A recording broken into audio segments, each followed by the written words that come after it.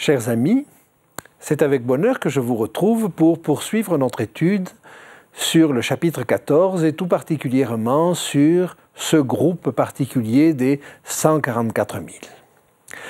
Nous avions vu la dernière fois qu'ils avaient été scellés, c'est-à-dire qu'ils avaient sur le front le nom de Dieu, le nom du Fils, le nom nouveau, le nom de la Nouvelle Jérusalem, autant dire qu'ils appartiennent à Dieu et que Dieu règne sur leur cœur absolument sans partage.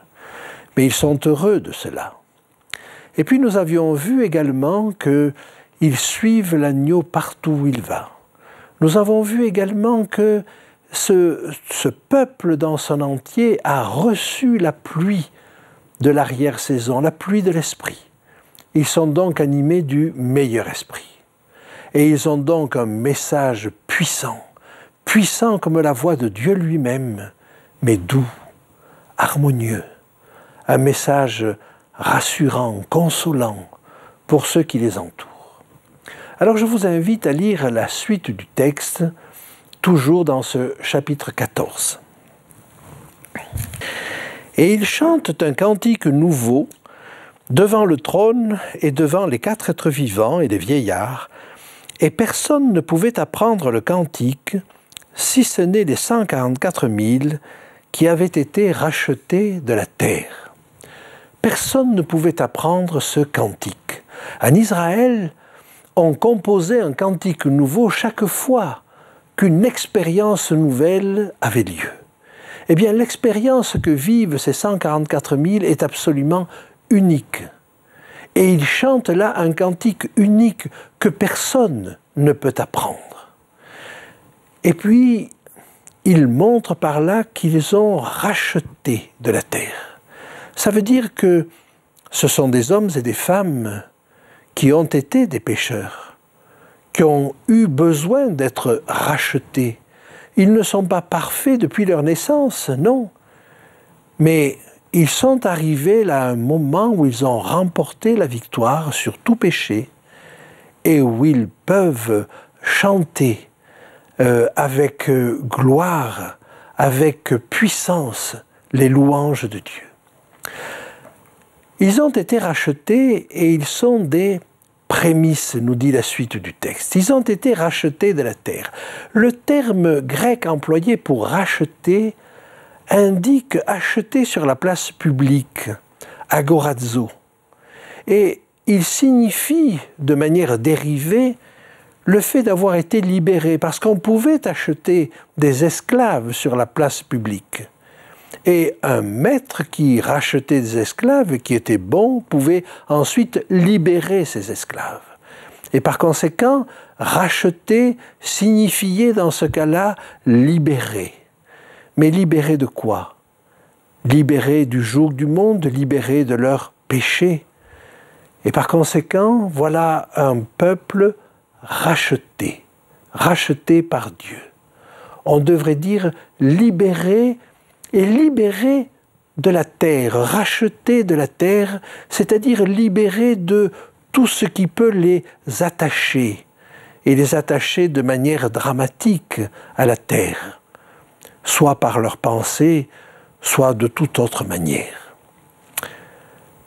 Le verset suivant nous indique qu'ils ne se sont pas souillés avec des femmes, car ils sont vierges.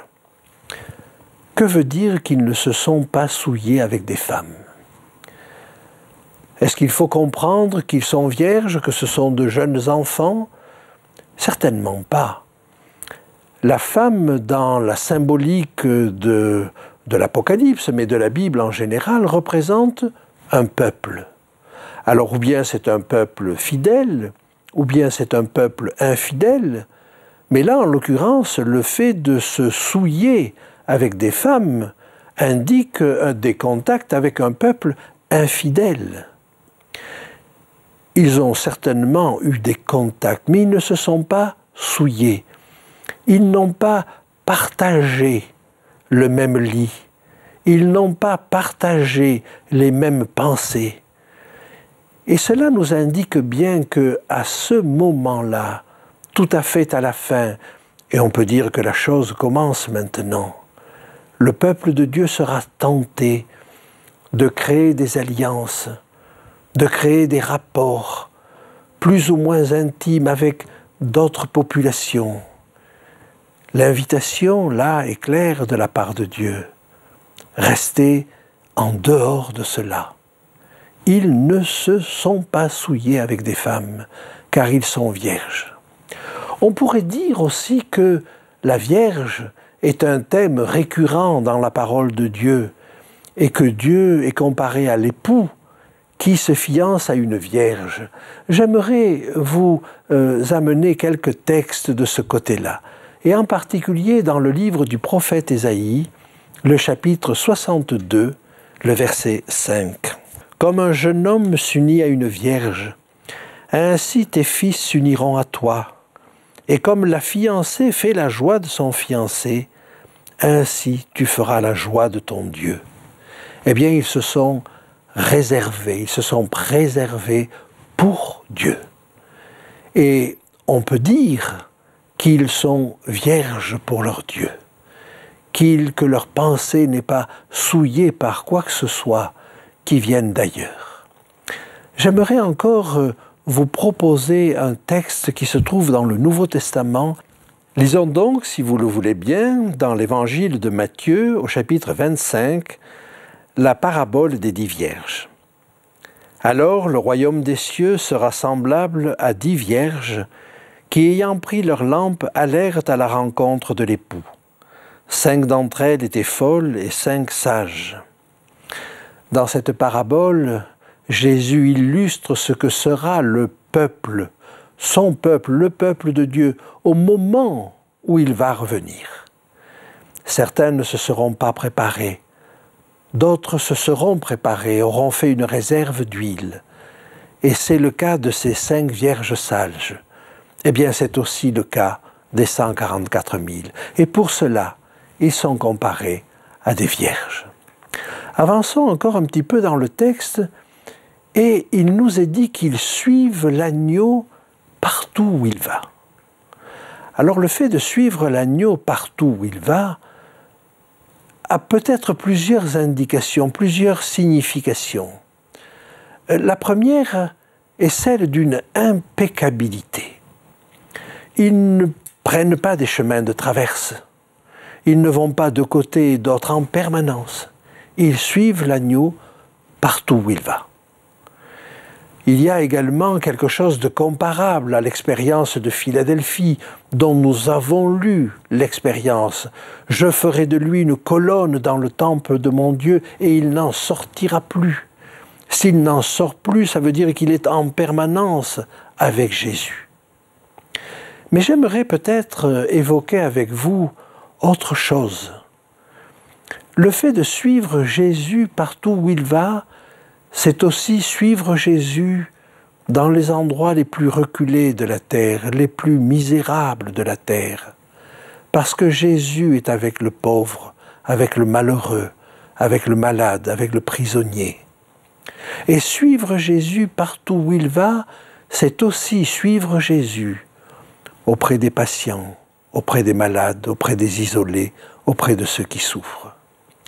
Et il y a quelque chose de rassurant en se disant que auprès de ces personnes-là, Jésus y est déjà. On pourrait penser qu'on fait œuvre de pionnier quand on va auprès de ces personnes et que Jésus va nous suivre là, mais non.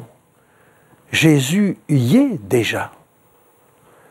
Et nous ne faisons que le suivre dans ces circonstances-là. Ils suivent donc l'agneau partout où il va. L'expérience des disciples à cet égard est intéressante. Et nous voyons que les disciples ont suivi Jésus en laissant tout, là où ils en étaient. Je vous propose de lire dans l'évangile de Luc, au chapitre 5, le verset 11. Luc 5, 11. Et ayant ramené les barques à terre, ils laissèrent tout et le suivirent. Un petit peu plus loin, au verset 27. Après cela, Jésus sortit et il vit un publicain nommé Lévi, assis au lieu des péages, et il lui dit « Suis-moi ». Laissant tout, il se leva et le suivit. Si nous allons encore un petit peu plus loin, toujours dans l'évangile de Luc, au chapitre 9, nous trouvons ceci. Chapitre 9, verset 23. Puis il dit à tous, « Si quelqu'un veut venir après moi, qu'il renonce à lui-même, qu'il se charge chaque jour de sa croix et qu'il me suive. » Suivre l'agneau partout où il va demande aussi un renoncement. Alors, je vous invite maintenant à lire la suite du texte, parce que s'il y a un renoncement, il y a aussi un privilège. Ils ont été rachetés d'entre les hommes comme des prémices pour Dieu et pour l'agneau. Les prémices, ce sont les premiers grains de la moisson. J'aimerais vous montrer que ces 144 000 sont les premiers à réaliser ce que sera la moisson. La moisson, c'est le rassemblement de tous les élus au moment du retour de Christ. Mais les 144 000, quelque part, réalisent une mini-moisson avant l'heure. Et si les armées qui sont dans le ciel suivent Jésus au moment de son retour, nous le voyons au chapitre 19, en réalité, les 144 000 le suivent depuis déjà un certain temps. Alors ils sont prémices dans quel sens? Ils sont d'abord prémices dans l'impeccabilité. Tous les élus, au moment du retour de Jésus, quand ils ressusciteront, ne pécheront plus. Mais les 144 000 ne pêchent déjà plus depuis un certain temps sur cette terre. Et puis, ils sont les prémices de ceux qui sont rachetés. Bien sûr, tous les élus sont rachetés, mais eux, ils sont arrachés de la terre et rachetés de la terre avant l'heure. Ils sont également des prémices comme fiancés de l'agneau. L'agneau retrouvera sa fiancée à son retour, mais ceux-là sont déjà des vierges qui attendent le retour de leur Sauveur. Et puis, ce sont des prémices vis-à-vis de la résurrection. Les autres élus ressusciteront parce qu'ils sont passés par la mort. Ceux-là n'auront pas à passer par la mort. Ils seront vivants au moment du retour de Jésus. Ils seront donc des prémices. Pour autant, ils ne devanceront pas les autres. Mais ils sont prêts un tout petit peu avant. Alors, j'aimerais vous montrer cela à travers des textes. Le premier, nous allons le trouver dans les écrits de Paul, dans la première épître aux Thessaloniciens, au chapitre 4 et au verset 15. « Voici en effet ce que nous vous déclarons d'après la parole du Seigneur. Nous les vivants, restés pour l'avènement du Seigneur, nous ne devancerons pas ceux qui sont morts, car le Seigneur lui-même a un signal donné, à la voix d'un archange ou au son de la trompette de Dieu, descendra du ciel et les morts en Christ ressusciteront premièrement. Ensuite, nous les vivants, qui serons restés, nous serons tous ensemble enlevés avec eux sur les nuées à la rencontre du Seigneur dans les airs. Et ainsi, nous serons toujours avec le Seigneur. Peut-être l'apôtre Paul pensait-il que le Seigneur Jésus reviendrait de son temps, mais il est beaucoup plus probable qu'il se mette à la place de cette dernière génération, de ceux qui sont vivants au moment du retour de Jésus, et il s'identifie à eux dans la description qu'il en fait. Eh bien, ceux-là ne devanceront pas les autres élus. Et c'est tous ensemble, ceux qui sont vivants au moment du retour de Jésus et ceux qui ressuscitent au moment du retour de Jésus, c'est tous ensemble que nous irons à sa rencontre dans les airs. Je vous propose encore de poursuivre cela, poursuivre cette idée des prémices de la moisson, en regardant une cérémonie particulière qui avait lieu et qui nous est décrite dans le livre du Lévitique au chapitre 23, au verset 10, les versets 10 à 14. « Parle aux enfants d'Israël et tu leur diras, quand vous serez entrés dans le pays que je vous donne et que vous y ferez la moisson, vous apporterez au sacrificateur une gerbe, prémisse de votre moisson. Il agitera de côté et d'autre la gerbe devant l'Éternel, afin qu'elle soit agréée. Le souverain sacrificateur l'agitera de côté et d'autre le lendemain du sabbat. Le jour où vous agiterez la gerbe, vous offrirez un holocauste à l'Éternel, un agneau d'1 an sans défaut. Vous y joindrez une offrande de 2/10 de fleurs de farine pétrie à l'huile, comme offrande consumée par le feu d'une agréable odeur à l'Éternel, et vous ferez une libation d'1/4 de hin de vin. Vous ne mangerez ni pain, ni épis, rôtis ou broyés, jusqu'au jour même où vous apporterez l'offrande à votre Dieu. C'est une loi perpétuelle pour vos descendants dans tous les lieux où vous habiterez. » Cette cérémonie particulière de la gerbe agitée de côté et d'autre, et qui était faite des premiers épis mûrs, n'était-elle pas prémonitoire de ce peuple particulier des 144 000 qui sera prêt, qui sera mûr un peu avant la moisson? Certainement, il y avait là un élément prophétique dans cette cérémonie. Nous avançons encore maintenant et il nous est dit maintenant que dans leur bouche, il ne s'est point trouvé de mensonge, car ils sont irrépréhensibles. Voilà comment se termine la description de ces 144 000. Le mensonge apparaît comme le critère absolu de la perdition et la vérité comme le critère absolu du salut.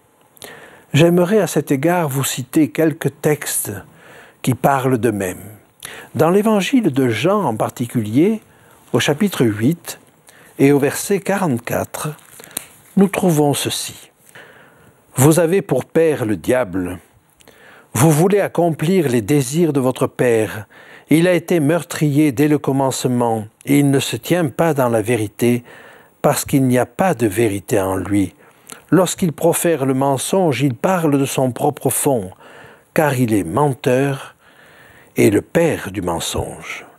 Et moi, parce que je dis la vérité, vous ne me croyez pas. » Voyez, Jésus stigmatise ces deux positions par la vérité et le mensonge.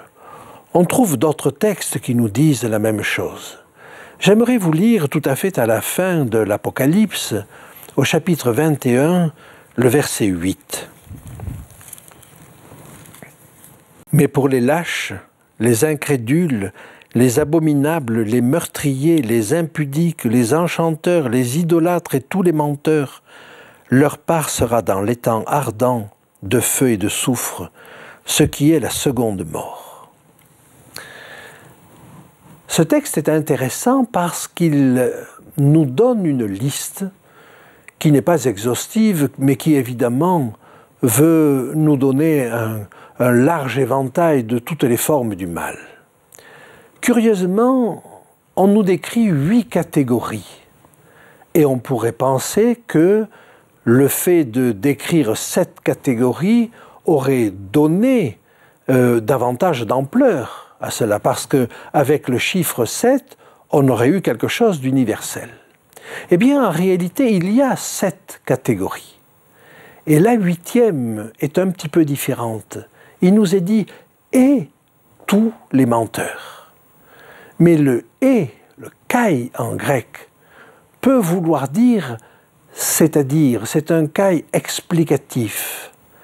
Et ce kai explicatif nous dit ainsi toute une série de personnes, toute une série de catégories, c'est-à-dire tous les menteurs. De sorte que l'élément commun de tous les réprouvés, de tous les perdus, ce qu'ils ont finalement en commun, c'est le mensonge. Et Satan lui-même est le père du mensonge. À l'opposé, Jésus se présente comme celui qui est la vérité. Je vous invite à le lire avec moi dans l'évangile de Jean au chapitre 14 et au verset 6. Jésus lui dit « Je suis le chemin, la vérité et la vie. Nul ne vient au Père que par moi. Si vous me connaissiez, vous connaîtriez aussi mon Père, et dès maintenant vous le connaissez et vous l'avez vu. » Philippe lui dit « Seigneur, montre-nous le Père, et cela nous suffit. » Et Jésus lui dit « Il y a si longtemps que je suis avec vous, et tu ne m'as pas connu, Philippe? Celui qui m'a vu a vu le Père. Comment dis-tu, montre-nous le Père? » Oui, Jésus est le chemin, la vérité et la vie. Il nous donne la vérité, il nous donne la vie, et c'est un chemin. Et un petit peu plus loin, toujours dans l'évangile de Jean, au chapitre 17, nous lisons ceci. « Sanctifie-les par ta vérité. Ta parole est la vérité. » La parole de Dieu est vérité. Et la parole de Dieu sanctifie. Ainsi, nous pouvons dire que si nous sommes dans la vérité avec Christ, dans la parole de Dieu, alors le mensonge n'a pas de prise. Que Dieu nous aide à vivre et à comprendre ce que Dieu veut nous dire dans ces circonstances-là. Le mensonge, le petit mensonge, qui pourrait passer pour un péché véniel, est finalement la chose qui peut nous faire chuter et nous priver de la présence de Dieu.